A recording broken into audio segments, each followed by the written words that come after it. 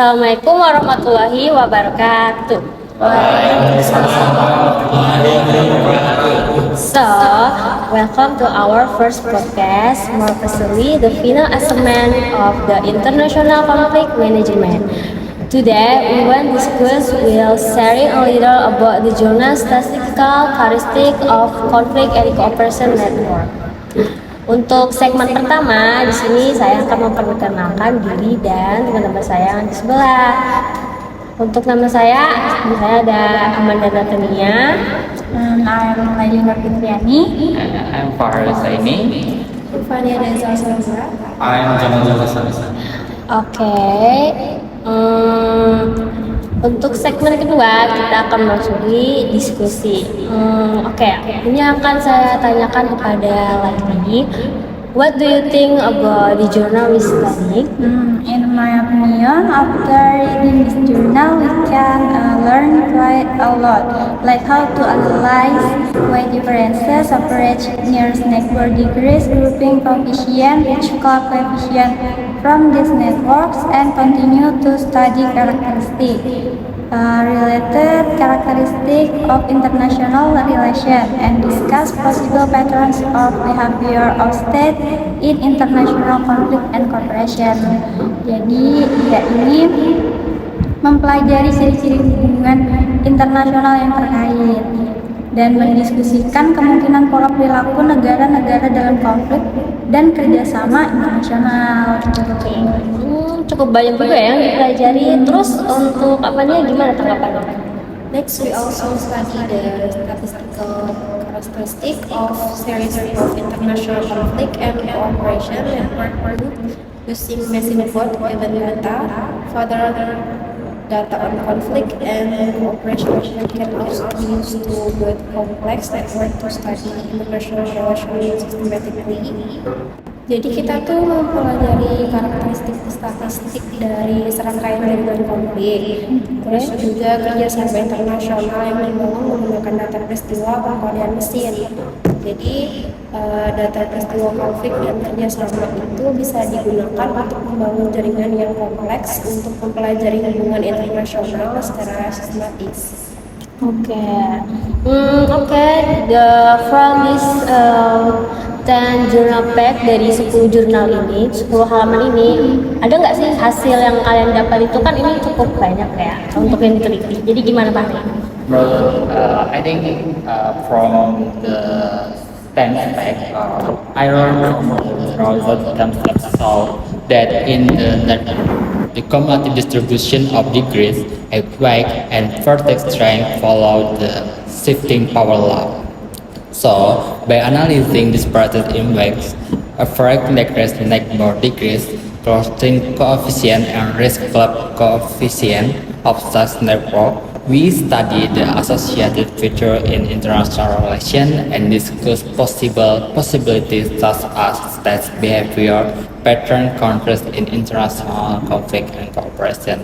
Jadi itu kayak kita tuh di sini ya berbicara tentang bagaimana pola perilaku antar negara, konflik antara negara-negara dan internasional konflik tuh kayak yang dalam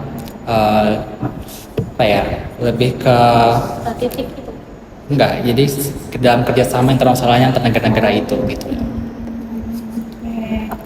Lagi gimana? I also have a few summaries in the research supporting the results, such as the shift rank rule is more suitable for cumulative degree distribution than the rank rule. The reason for this result may be that the number of nodes in conflict and cooperation network is fixed, which also makes the evaluation of conflict and cooperation networks different from the evaluation of other social networks. Kalau mau gimana? Terus tingkat kejadian konflik juga lebih besar dibandingkan dengan tingkat kejadian kerjasama. Dan ini berarti bahwa kerjasama antar negara bersifat stabil dalam jangka panjang dan konflik terjadi secara tiba-tiba dan bersifat lokal sehingga menjadi sangat tidak stabil data peristiwa konflik, khususnya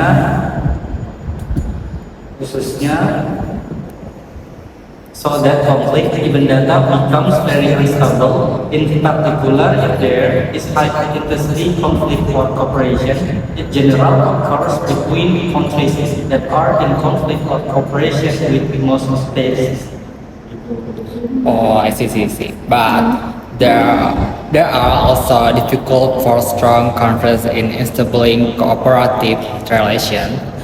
In international conflict relation, if we do not consider the level of conflict, it will easily result in conflict between two countries involved in many international conflict. Even if we look at the level of conflict, two countries may not be in conflict if they both there are two countries that only collaborate with a few countries and but have a high level of cooperation with certain countries, that it will be easy from them to establish cooperative relations. Okay, so from the learning and result systems, what are the advantage dan disadvantage of the journal? I mean, ada nggak sih kayak counter pas belajar dari jurnal nih kayak kelebihan, kekurangannya? Oh, okay.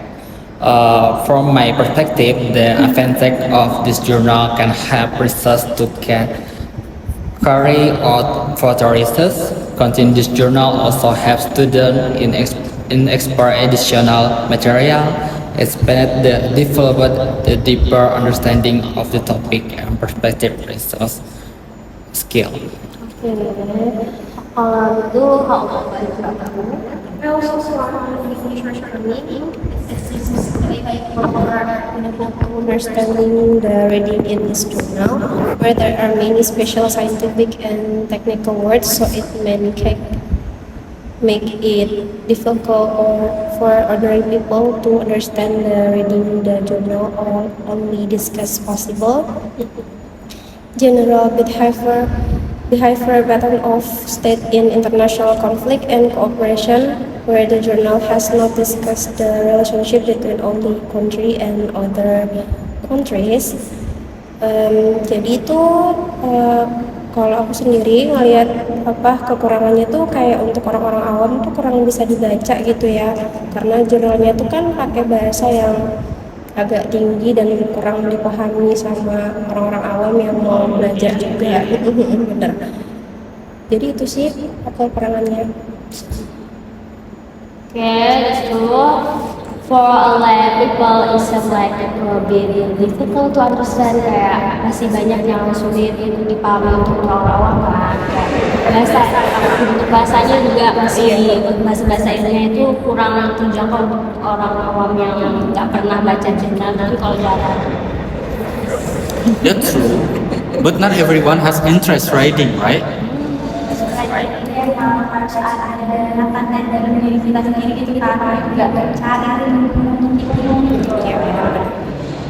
Oke, jadi dari jurnal ini ada nggak yang dapat dipelajari gitu atau itu konflik yang ada di dalam jurnal ini Jamal? Several international conflict management theories that are relevant to the statistic characteristic of conflict and cooperation network include realist, liberal, and constitutive approaches.